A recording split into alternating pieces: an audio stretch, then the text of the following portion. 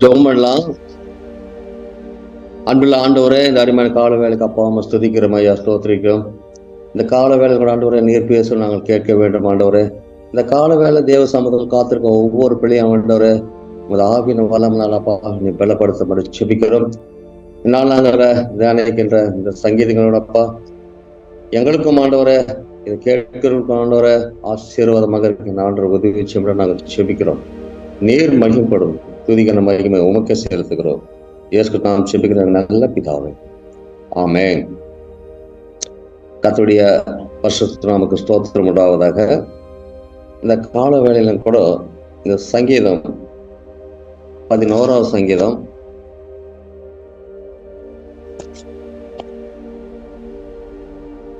இந்த 11வது சங்கீதத்தை நாம் தியானிக்கும்படியாக இந்த நாளில் நாம் தெரிந்து கொண்டிருக்கிறோம். இந்த 11வது சங்கீதத்தை நாம் பார்த்தோம் என்று சொன்னால், இது ராக தலைவனுக்கு ஒப்பிக்கப்பட்ட இது தாவீதினுடைய ஒரு சங்கீதம். இந்த அவர் சொல்றாரு, இந்த தாவீது சொல்ற காரியங்களை நான் பார்க்கும்போது கூட வசனம் 1-2 நான் கர்த்தரை நம்பி இருக்கிறேன், பின்ன ஏன் நீங்கள் என் ஆத்துமாவை நோக்கி பட்சியை போல உன் மலைக்கு புறம்பே ஓ என்று சொல்கிறீர்கள். இதோ துன்மார்கள் விளைவெழுத்து செம்மையான இருதயத்தின் மேல் அந்தகாரத்தில் எய்யும்படி தாங்கள் அம்புகளை நானிலே தொடுகிறார்கள் என்று சொல்ல. பிரியமானவர்களே, இந்த தாவீதுடைய காரியங்களை நாம் பார்க்கும்போது கூட நம்ம இப்ப தியானித்துக் கொண்டே இருக்கிறோம். தாவீதை பற்றி நாம் அநேக காரியங்கள் பேசிக்கொண்டே இருக்கலாம். ஆனால் இங்க தாவீது இங்க தேவன் இடத்துல அநேக நேரங்களில அவர் சத்துருக்களுக்கு தப்பி விலகி ஓடி ஞானமாக அவர் அநேக காரியங்களை செயல்படுகிறார். அவர் தேவனிடத்துல நம்பிக்கை வைக்கிறார். அடுத்தபடியா நாம் பார்க்கும்போது மற்றவர்கள் சொல்லும்போது தேவனிடத்துல நம்பிக்கை வைத்து தன் கஷ்ட காலங்களில் எல்லா நேரங்களிலும் கேட்க வேண்டிய கேள்வி எதுன்னா, எங்களுக்கு ஏன் இந்த கஷ்டம், எனக்கு ஏன் இந்த கஷ்டம் சொல்லி பல நேரத்துல நாம் பேசுவது உண்டு. அதே மாதிரி ஒருவேளை தாவீது கூட தன் எதிரிகளை தப்பித்து அவர் ஓடுவதற்காக தேவனிடத்துல போய் அவர் முறையெடுக்கிறார். இந்த நாட்களில் கூட விசுவாசிகளா இருந்தாலும் சரி, யாரா இருந்தாலும் தேவனுடைய பிள்ளைகளுக்கு கூட அநேக பிரச்சனைகள் வரலாம். ஆனா நாம் என்ன செய்ய வேண்டும் என்று சொன்னால், தேவனை நோக்கி நாம் ஓடுவர்களா காணப்பட வேண்டும். நமக்கு ஆண்டவர்கிட்ட போனதான் நமக்கு அதனுடைய பதில் நமக்கு கிடைக்கும் என்று சொல்லிதான் இங்க தாவீது ரொம்ப தெளிவாக அவர் சொல்லுவதை நாம் பார்க்கிறோம். இந்த நேரத்தில் கூட நம்ம தாவீதுடைய காரியங்கள் நாம் கற்றுக்கொள்ள வேண்டியதுன்னா, தேவனை நாம் நம்பி இருக்க வேண்டும். தேவன் தான் நமக்கு அடைக்கலம் கொடுப்பாரு. தேவன் தான் எனக்கு கேடையும் என்ன தப்பிப்பார், எனக்கு அடைக்கலமா இருப்பார், புகலிடம் இருப்பார் அப்படின்னு சொல்லி எனக்கு ரட்சிப்பு வேணும், ரட்சிக்க வேணும்னா தேவனை தவிர மற்ற யாருமே இல்லை அப்படின்னு சொல்லி இங்க தாவீது சொல்லுகிற காரியம் ஒவ்வொரு காரியங்களை நாம் பார்க்கலாம். 2 சாமுவேல் பார்க்கும்போது கூட 22:3 பார்க்கும்போது, தேவனை நான் நம்பி இருக்கிற துர்க்கம். அப்ப பாருங்க, நான் நம்பி இருக்கிறேன். அப்போ தேவனை தான் அவர் நம்பியிருக்கார். அவர் தான் எனக்கு கேடகமா இருப்பாரு, அவர் என்னை உயர்ந்த அடைக்கலத்தை வைப்பாரு, அவர் தான் எனக்கு பாதுகாப்பை கொடுப்பாரு அப்படின்னு சொல்லி 2 சாமுவேல் 22ஆம் அதிகாரம் 3வது வசனத்துல ரொம்ப தெளிவாக அவர் சொல்லுகிறார். இன்னைக்கு சத்துருக்கள் ஏன் எழும்புறாங்கன்னா, ஒரு மனிதனுடைய வாழ்க்கையை பார்த்து, அவனுடைய வளர்ச்சியை பார்த்து, அவனுடைய வளர்ச்சிக்கு கூட தடையாக இன்னைக்கு அநேக சத்துருக்கள் எழுப்பிக் கொண்டே இருக்கிறது. ஏன்? தான் சொந்த மகனாகிய அப்சலோமே தாவீதுக்கு விரோதமாக எழும்புறான். காரணம் ஏன் எழும்புறான்? 3வது சங்கீதம் ரொம்ப தெளிவாக கொடுக்கப்பட்டுள்ளது. தாவீது தன் குமாரனாகிய அப்சலோமுக்கு தப்பி ஓடு போகையில் அப்படின்னு போட்டுக்குது. அப்போ பாருங்க, கர்த்தாவே என் சத்துருக்கள் எவ்வளவாய் பெறுகிறார். அப்போ எனக்கு சத்துருக்கள் பாருங்க எவ்வளவு, தன் குமாரனே சத்ருவா மாறான், தான் மகனே சத்ருவா மாறான். காரணம் என்ன? எதுக்கு அப்சலோம் ஒரு சத்ருவாக தன் தகப்பனாருக்கு சத்ருவா மாறான் அப்படின்னு சொல்லி நான் பார்த்தோம் என்று சொன்னால், அவனுக்குள்ள ஒரு ஆசை. என்ன ஆசை? நான் பெரிய ஆளாக வேண்டும். என்னோட தகப்பனாருக்கு தாவீதுக்கு வயசாகி போச்சு, அவனுக்கு இது அப்சலோமுக்கு பதவி ஆசை வந்துருச்சு. எப்படியாவது அந்த பதவியில நான் உட்கார வேண்டும், நான் ராஜாவாக வேண்டும் என்று சொல்லி அப்சலோம் தீவிரமாக காரியங்களை செய்கிறான். அந்த அப்சலோம் நாம் பார்த்தோம் என்று சொன்னால் 2 சாமுவேல்ல 14ஆம் அதிகாரம் வசனம் 24-25 நாம் பார்த்தோம் என்று சொன்னால், அப்சலோமும் ரொம்ப அழகானவன், சௌந்தரியம் உள்ளவன், அவனுடைய முடி எவ்வளவாக இருக்குது அப்படின்னு சொல்லி ரொம்ப தெளிவா கொடுக்கப்பட்டுள்ளது. பாருங்க, நமக்கு இப்படிப்பட்ட சத்துருக்கள் வரும்போது நம் தேவ சமூகத்தில் நம்ம தேடி போகும்போது கர்த்தர் நமக்கு கண்டிப்பா பாதுகாப்பு கொடுப்பாரு. தாவீது தன் குமாரனாலே தாவீதுக்கு ஒரு பிரச்சனை வந்து அவரு ஓட வேண்டிய காரியம் வருது. இன்னைக்கு நாம நினைக்கிறோம் சத்துரு ஒருவேளை அந்த நேரத்துல அவன் ஜெயிச்சிட்டா கூட அவன் சந்தோஷப்படலாம், ஏன்னா நான் ஜெயிச்சிட்டேன் அப்படின்னு சொல்லி. ஆனா கடைசியா ஒரு பழமொழி சொல்லுங்க, தான் வெட்டனக்குள்ள தானே விழுவான் அப்படின்னு சொல்லி ஒரு பழமொழி கூட நமக்கு சொல்லப்படுது. அதே மாதிரி அந்த அப்சலோமுடைய வாழ்க்கை நம்ம பார்த்தோம் என்று சொன்னால் 2 சாமுவேல் 18ஆம் அதிகாரம் 9வது வசனத்துல நம்ம கீழ் வருஷம் படித்தோம் என்று சொன்னால் அப்சலோம் வாழ்க்கை எப்படியாக முடிகிறது. அப்ப கர்த்தர் பாருங்க, கர்த்தருடைய பிள்ளைகளுக்கு உண்மையா இருக்கும்போது, கர்த்தருடைய பிள்ளைகளுக்கு விரோதிகளோ விரோதமான காரியங்கள் சாத்தான் செயல்படும் போது கர்த்தர் எவ்வளவு அருமையாக பாதுகாப்பு கொடுக்கிறார். கர்த்தர் தாவீதோடு இருந்த தாவீதுடைய காரியங்கள் ஒவ்வொரு காரியங்களும் தேவன் அவரோடு இந்த காரியங்களை செய்கிறாருன்னு சொல்லி நம்ம பார்க்கிறோம். சத்ருக்கள் இன்னைக்கு அநேகர் வந்து கொண்டுதான் இருக்கிறாங்க. ஆனா கர்த்தர் தான் நமக்கு விடுதலை கொடுப்பாருன்னு சொல்லி நம்ம தெளிவாக நமக்கு சொல்லுகிறது. 8வது சங்கீதம் 10வது சங்கீதம் 17வது சங்கீதம் நான் பார்க்கும்போது கூட இது ஒரு பெரிய ஆபத்து நிறைந்த தேவனுக்காக தேவ சமூகத்தில் காத்திருந்து கதறுகிற ஒரு சங்கீதங்களாக காணப்படுகிறது. தேவதான் எனக்கு அடைக்கலம். இங்க தாவீதுடைய விசுவாசம் அதுதான். சத்துருக்கள் வருவான், ஆனா சத்துருக்களை ஜெயிக்க வேண்டும் என்று சொன்னால் இன்னைக்கு தேவ சமூகத்துல போய் நம்ம பார்த்திருக்கோம். நான் தேவனுடைய பிள்ளையாச்சே, எனக்கு ஏன் சத்ருவு, எனக்கு ஏன் இந்த பிரச்சனை அப்படின்னு சொல்லி நம்ம காத்திருக்க கூடாது. இங்க தாவீதுடைய வாழ்க்கை நம்ம பார்க்கும்போது தன் சொந்த குமாரனை பதிவு ஆசை, இன்னைக்கு பதிவு ஆசை யாரும் விடல. இன்னைக்கு உலக பிரகாரம் மனிதர்களை பார்த்தோம் என்று சொன்னால் கூட இந்த பதவிக்காக என்னென்னவோ செய்யறாங்க. எத்தனையோ பேர் என்னவோ கொலை பண்ணிட்டு தான் போய் அந்த பதவியில உட்காரணும். அது அப்பாவா இருந்தாலும் சரி, அம்மாவா இருந்தாலும் சரி, அது யாரா இருந்தாலும் சரி, அந்த பதவியில் நான் போய் உட்காந்துக்கணும், நான் ராஜாவாகணும்னு சொல்லி ஒரு ஆசை. இன்னைக்கு இது மாதிரி தாவீதுடைய வாழ்க்கையில பார்க்கும்போது கூட அநேக சத்துருக்கள் வந்து தாவீதுக்கு சத்துருக்கள் எங்கெல்லாம் எழும்பினாங்க. ஏன் தாவீது நன்மையான காரியங்கள் செய்யும்போது அவனுக்கு விரோதமான காரியங்கள் வந்து கொண்டேதான் இருக்குது. நம்ம சாமியில கூட நம்ம படிக்கிறோம், சவுல் ஒரு சத்ருவா மாறிட்டாரு. ஏன் சவுல் சத்ருவா மாறாரு? இவன் எங்க ராஜாவாய் போடுறானோ பாருங்க. மனுஷனுடைய பொறாமை பாருங்க. ஒரு மனிதனுடைய வளர்ச்சி அவங்களுக்கு பிடிக்கல. இன்னைக்கு தேவனுடைய பிள்ளைகள் நம்முடைய வாழ்க்கையில் நாம் பார்க்கும்போது தேவ பிள்ளைகள் வளர்ச்சி வளரும் போது அந்த வளர்ச்சி மற்ற சத்ருவானவனம் வந்து இப்படியாக தான் காரியம் செய்கிறான்னு சொல்லி இந்த 11ஆம் சங்கீதம் 1-2 ரொம்ப தெளிவாக கொடுக்கப்பட்டுள்ளது. சத்ருக்களை எப்படி மேற்கொள்ள வேண்டும்னா ஒரே வழி தேவ சமூகத்தில் காத்திருக்கும் போது சத்ருக்கள் வருவான். ஆனா சத்ருக்கள் வந்த வழியா அவனுடைய அழிவை அவனே தெரிந்து கொள்வான்னு சொல்லி இங்கே நமக்கு அப்சலோம் கூட ஒரு மாதிரியாக நம்ம காணப்படுகிறது. அடுத்தபடியான வசனம் நம்ம பார்த்தோம் என்று சொன்னால் 11ஆவது சங்கீதம் 3வது வசனம். இந்த 11:3 நாம் பார்க்க போது அஸ்திபாரங்கள் நிர்மூலமாகிறது, நீதிமான் என்ன செய்வார்.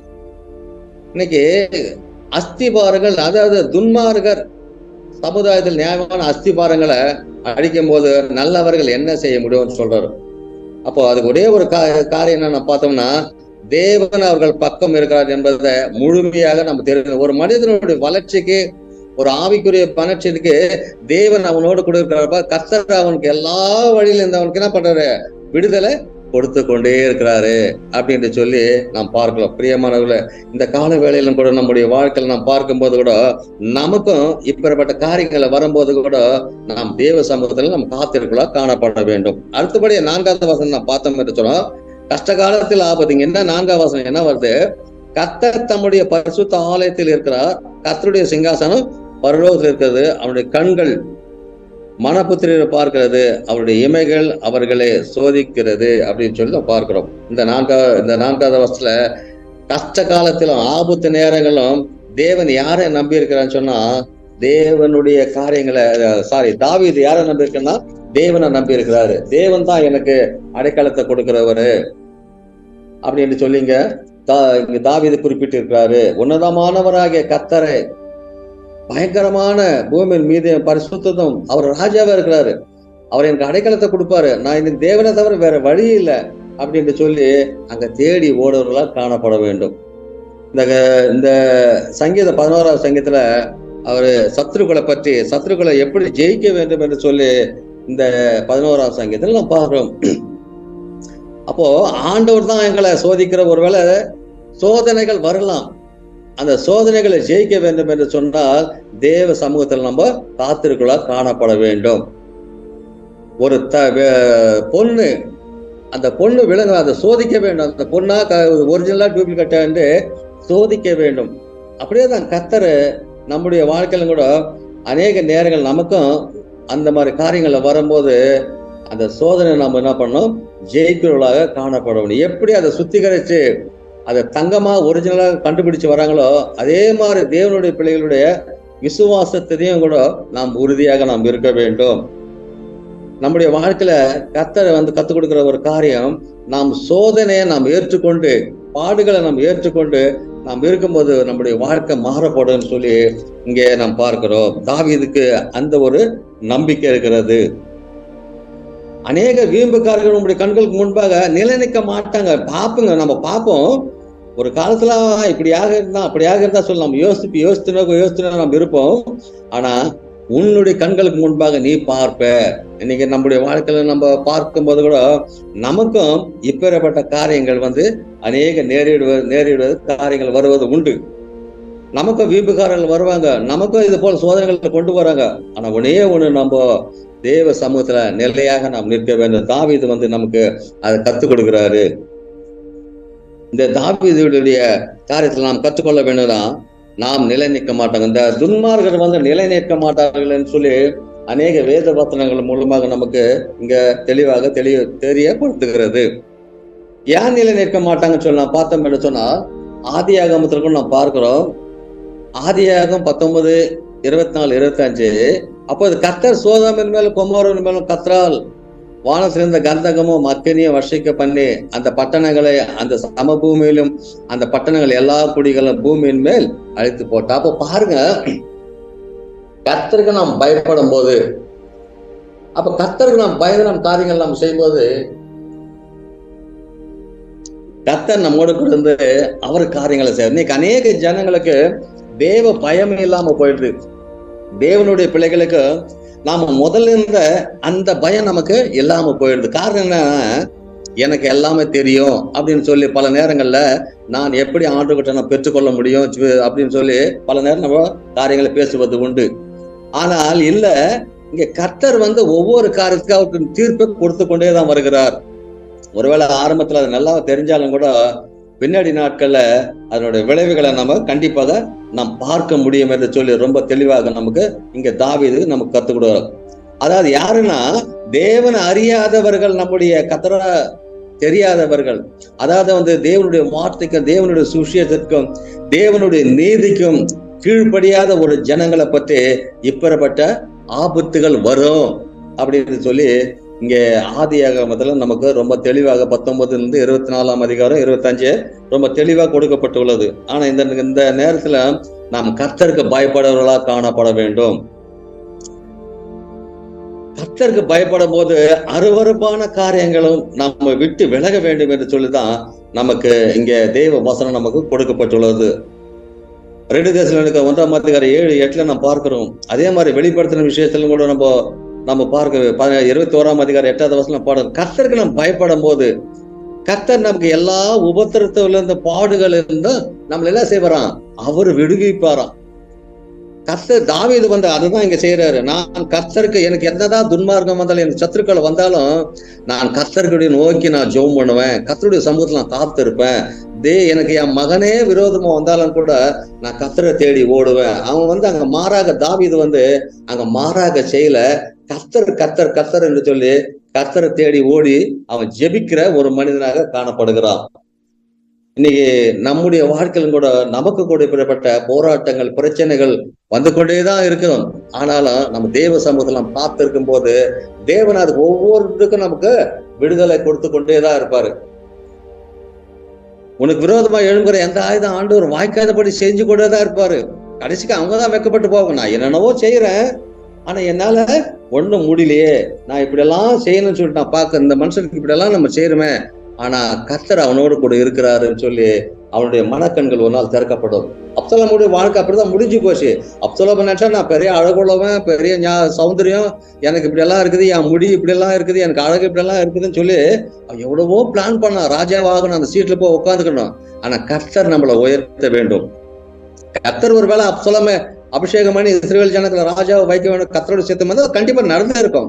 ஆனா இவன் வந்து தன் சுயத்தினால் எடுத்தனால்தான் அங்க அப்சலோமுடைய வாழ்க்கை கூட இப்படியாக முடிந்தது. இன்னைக்கு தேவனுடைய பிள்ளைகளுக்கு விரோதமா எழும்பவர்களுடைய வாழ்க்கையும் கூட இப்படியாக தான் மாறுகிறதாக நமக்கு தேவனுடைய வசனத்தை இங்கே தாவீது மூலமாக நமக்கு கர்த்தர் வந்து இந்த கால வேளையில வெளிப்படுத்துகிறார். கடைசியா நாம் பார்த்தோம்னு சொன்னால் 7வது வசனம், கர்த்தர் நீதியுள்ளவர், நீதியின் மேல் பிரியப்படுவார், அவருடைய முகம் செம்மையானவர்கள் நோக்கி இருக்கும். அருமையானவர்களை கர்த்தர் நீதியுள்ளவராம். அப்ப கர்த்தர் நீதியா இருக்கும்போது அவர் நீதி மேல்தான் பிரயாசப்படுவாராம். ஒரு தேவனுடைய பிள்ளைய எப்பொழுதுமே நாம் தேவனோடு கூட இருக்க நாம் கற்றுக்கொள்ளும் போது அவருடைய ஆனந்தம் நமக்கு ஆனந்தம் வந்து பெருகி கொண்டே இருக்கும். அவர் என்னோட வலது பரிசத்தில் இருக்கார் அப்படின்னு சொல்லி நமக்கு ஒரு தைரியம் நமக்கு காணப்பட வேண்டும். 16வது சங்கீதம் 11 பார்க்கும்போது, ஜீவ மார்க்கத்தை எனக்கு தெரியப்படுத்துவீர், உம்முடைய சமூகத்தில் பரிபூர்ண ஆனந்தம், உம்முடைய வலது வருஷத்தில் நித்திய பேரின்பம் அப்படின்னு சொல்லி தாவீது ஜெபிக்கிறாரு. அப்ப ஆண்டவர் சமூகத்தில் நம்ம காத்திருந்தோம்னு சொன்னா நமக்கு என்ன இருக்குமா? சந்தோஷம் இருக்கும். இன்னைக்கு நிறைய பேர் சொல்றாங்க, எனக்கு சந்தோஷம் இல்லை, எனக்கு சமாதானம் இல்லை அப்படின்னு சொல்றாரு. ஆனா தாவீது சொல்றாரு பாருங்க, எனக்கு சந்தோஷம், ஆண்டுகிட்ட நான் காத்திருக்கும் போது எனக்கு சந்தோஷம்.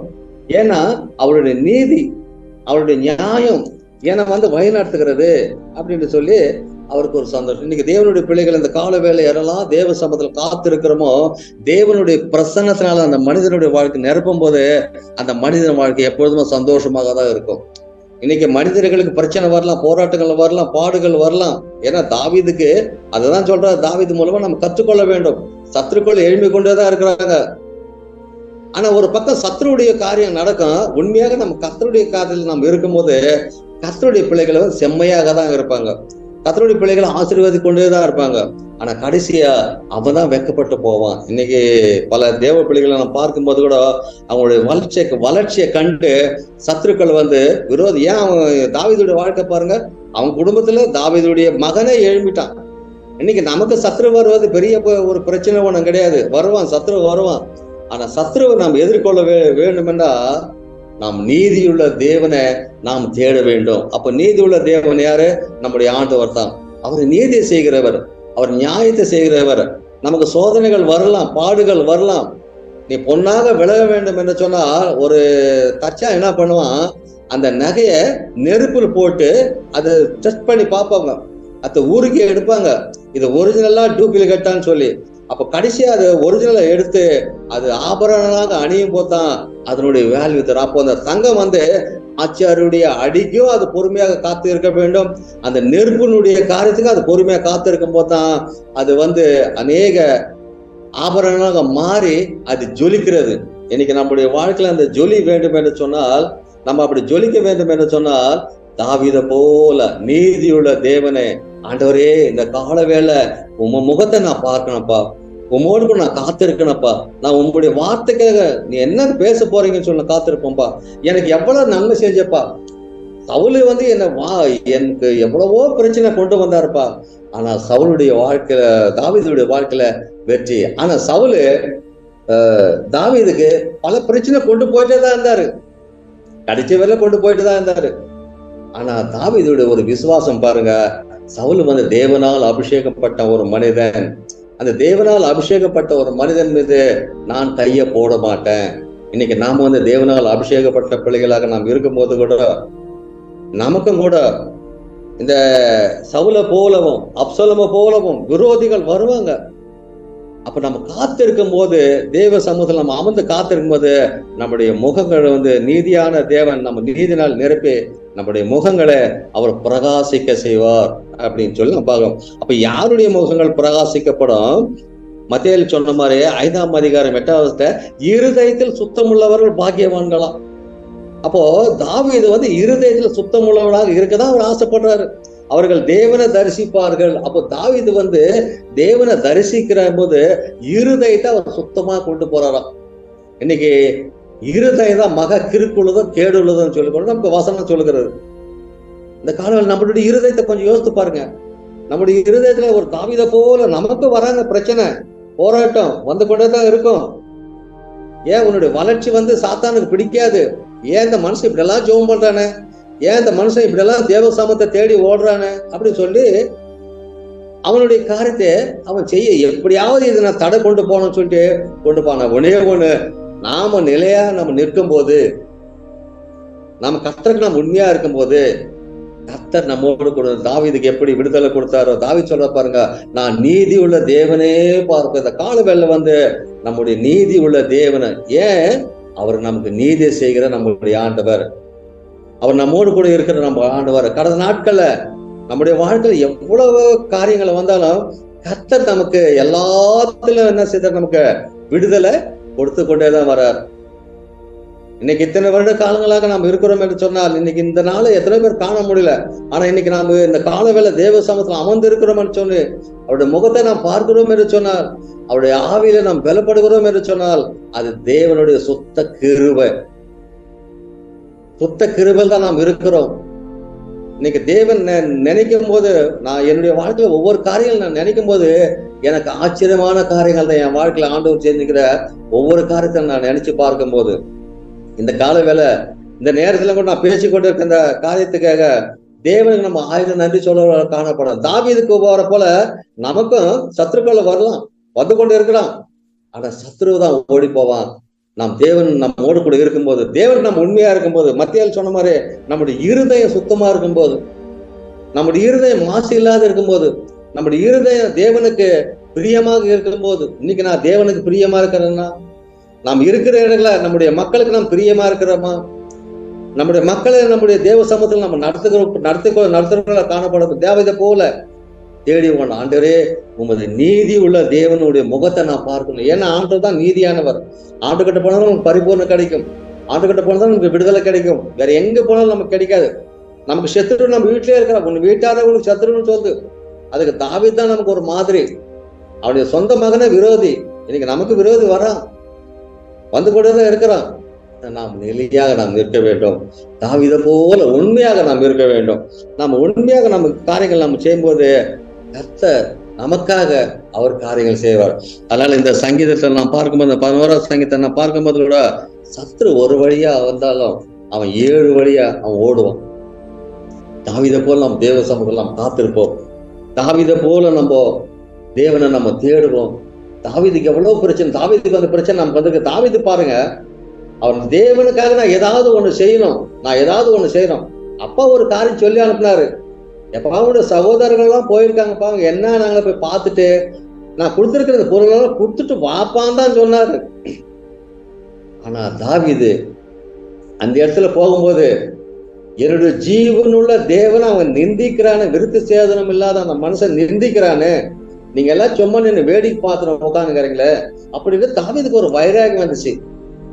தாவீதுக்கு அந்த வைராகம் வர காரணம் என்ன? என் ஜீவன் உள்ள தேவன், விருத்து சேதனம் இல்லாத அந்த மனுஷன், அவன் ஏமாத்திரம் எனக்கு அப்படின்னு சொல்லி தாவீது அங்க அவருடைய விசுவாசத்தை காட்டுறாரு. அங்க எல்லாம் சொல்றாங்க, என்ன சொன்னாலாங்க தாவீதுக்கே நான் ஏதோ ஒரு காரியம் செஞ்சிருந்தேன். அப்ப நம்ம இருக்கிற இடத்துல நம்ம ஏதோ ஒரு ஆண்டுக்காக நம்ம காரியம் செய்யணும், ஆண்டரை பிரியப்படுத்தணும். ஆண்டு காரியத்தை வெற்றியை கொடுப்பார் நமக்கு. தாவீதுக்கு அந்த மாதிரி வெற்றி தான் அங்க கிடைச்சிச்சு. சவுலால முடியல, அங்க இருக்கிற அந்த வீரர்களால முடியல. ஆனா தாவீது பாருங்க, அந்த கோலியாத்துக்குடைய கதைய, அந்த பெலிஸ்தனுடைய கதைய, வித்து சேதனம் இல்லாத அந்த மனுஷன் என்னுடைய தேவனை நிந்திக்க அந்த வைராகம் நமக்கு வரணும். என்னுடைய தேவன் ஜீவனுள்ள தேவன், நான் என்னுடைய ஜீவனுள்ள தேவனுக்காக நான் ஒரு வைராகம். அங்கதான் வந்துச்சு பொறாம. அங்க என்ன வந்துச்சு பொறாம? அங்க உள்ள மக்களுக்கெல்லாம் பெரிய சந்தோஷம் ஆகி போச்சு. அப்போ தாவீது மேலங்க அடிச்சு, வாத்தியம் அடிச்சு, டான்ஸ் போட்டு ஒரே கூத்து. தாவீதுக்கு 1000, சவுலுக்கு 1000, தாவீதுக்கு 10000 சொல்லி அவங்க ஆடல் பாடல இருக்கும்போது விரோதி எழுமிட்டான். சவுல் அங்க விரோதமான காரியங்கள் அங்க எழுமிட்டான். ஐயோ இன்னும் இருக்க போது அந்த ராஜு பாருங்க, அந்த பதவி ஆசைக்காக அந்த சவுல் ஓடுறான், எப்படியாவது தாவீது கதை நான் முடிக்கணும்ட்டு. ஆனா கர்த்தர் தாவீதோடு கூட இருந்து, கர்த்தர் அந்த கால வேளையிலும் கூட தாவீதோடு கூட இருந்து கர்த்தர் இன்னைக்கு நம்மோடு கூட இருக்கா. நம் தேவனுடைய பிரசன்னத்தில் நாம் காத்திருக்கும் போது தேவன் நம்மளை பலப்படுத்துவாராக. இந்த கால நேரத்துல கூட தாவீதுடைய இந்த சங்கீதத்தை நாம 11ஆம் சங்கீதத்தை தியானிக்கும்படியாக கர்த்தர் கொடுத்த அந்த நேரத்துக்கு நான் கர்த்தருக்கு கூட நேரத்துக்களை எடுக்கிறேன். அப்படியே அந்த இந்த நேரத்தில் கொடுத்த தேவ சமூகத்தில் அமர்ந்திருக்கிறோம் ஒவ்வொரு தேவ பிள்ளையும் கர்த்தர் தாம் ஆசீர்வதிப்பாராக. நாம் ஜெபித்து நாம் முடிக்கலாம். ஜெபம் பண்ணலாமா? ஹலோ, பாஸ்டர் ஜெபம் பண்ணுங்க. ஐயா, மழைக்காக ஜெபம் பண்ணுங்க. ஆமா, மழை வரணும், அதுக்கு ஜெபம் பண்ணுங்கய்யா. சரிங்க. நாம் ஜெபிக்கலாம். நேற்றும் இன்றும் என்று மாறாத நல்ல ஆண்டவரே, இந்த கால வேலைப்பா தாவீதுடைய காரியங்களை நாங்க பார்த்தோம் ஆண்டவரே. இந்த 11ஆவது சங்கீத ஆண்டவரை தானிக்க ஆண்டவரே, நான் என்ன செய்வேன்? எனக்கு சத்துருக்கள் இப்படி விரோதமா எழும்புகிறார்களே, என்ன ஓடிப்போன்னு சொல்றாங்களே, என்ன அம்பு எழுதுறாங்களே நான் சொல்லி தேவ சமூகத்தை தேடுகிற ஒரு மனிதனாக காணப்பட்ட தன் சொந்த குமாரனை தனக்கு விரோதமா எழும்பி கொண்டு காரியங்களை செய்யும்போது என் தேவன் நீர் முன்னின்று அப்பா தாவீதுடைய வாழ்க்கையில எப்படி அற்புதங்களை செய்தீரோ அப்படி எங்களுடைய வாழ்க்கையிலப்பா நீ அற்புதங்களை செய்கிற தேவன் ஸ்தோத்திரமையா. இப்போது கூட ஆண்டவரே, அந்த மழைக்காக நாங்கள் ஜெபிக்கிறோம் ஆண்டவரே. ஆண்டவரே, மழையை நீ கட்டளையிடும்படி நாங்கள் ஜெபிக்கிறோம். அதுக்காக பிரயாசப்படுகிற அந்த மகளை கூடப்பா மகளுடைய வாஞ்ச நீர் அறிந்திருக்க ஆண்டவரே. என்னுடைய தேசம், என்னுடைய நாடு, என்னுடைய ஊரு செழிக்க வேண்டும் என்று அந்த மகளுக்கு அந்த வாஞ்சியை உண்டாண்டவரே. மகளுடைய வாஞ்சியப்பா நீர் நிறைவேற்ற அந்த மழையை கூடப்பா நீர் கட்டளையிடும்படி ஜெபிக்கிறோம். இந்த வேலையில கூட ஆண்டவரே கல்வா திருச்சபை நடத்தி கொண்டு இருக்கும் அண்ணனுக்காகவும் அக்காகவும் அருமையான கொடுத்துருக்க 3 பிள்ளை மருமக்களுக்கும் பேர பிள்ளைகளை நாங்கள் ஜெபிக்கிறோம். அவர் செய்கின்ற ஒவ்வொரு ஊழியர்களை ஆண்டவரே இன்னும் ஆசீர்வதிக்க நம்ம ஜெபிக்கிறோம். கல்வா சாப்பல செய்கின்ற ஒவ்வொரு ஊழியங்களும் ஒவ்வொரு ஊழியக்காரர்களும் என் தேவன் இந்த கால வேலைப்பா நீர் தொட்டு ஆசீர்வதிக்க நம்ம ஜெபிக்கிறோம். இந்த கால வேலை இந்த 11ஆவது சங்கீதத்தை கூட தியானிக்கும்படியாக கர்த்தர் கொடுத்த நேரத்துக்காக நம்ம கூட நன்றிகளே இருக்கும். தகுதி இல்லாத என்னைய நீ தகுதிப்படுத்தி கொண்டே இருக்கிற ஆண்டவரே, உங்களோட வல்லமையில உங்களோட பலத்தினால் என்னை பாதுகாத்து கொண்டே இருக்கும். கூட நன்றிகளை நாங்க இருக்கோம்.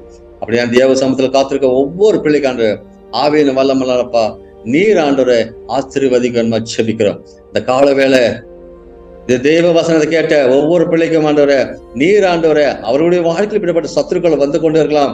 சத்துருக்களை ஜெயிக்க வேண்டும் என்று சொல்லால் நீதி உள்ள தேவனிடத்தில் கடந்து செல்ல வேண்டும் என்று ஆண்டவரே நீர் பேசினீர் ஆண்டவர் நாங்கள் கேட்டோம் ஆண்டவரே. அந்த நீதி உள்ள தேவன் எங்களுடைய வலதுபட்சத்தில் இருப்பதனால் ஆண்டவர் நாங்கள் அசைக்கப்படுவதில்லை என்று ஆண்டவரே அப்படிப்பட்ட நம்பிக்கை பிள்ளைகளை கட்டளை செபிக்கிறோம். எங்களை தாழ்த்துகிறோம். நீர் மகிமைப்படும் துதிக்கான மகிமை உமக்கு செலுத்துகிறோம். இயேசு நாமத்தில் ஜெபிக்கிறோம் எங்கள் நல்ல பிதாவே. ஆமென்.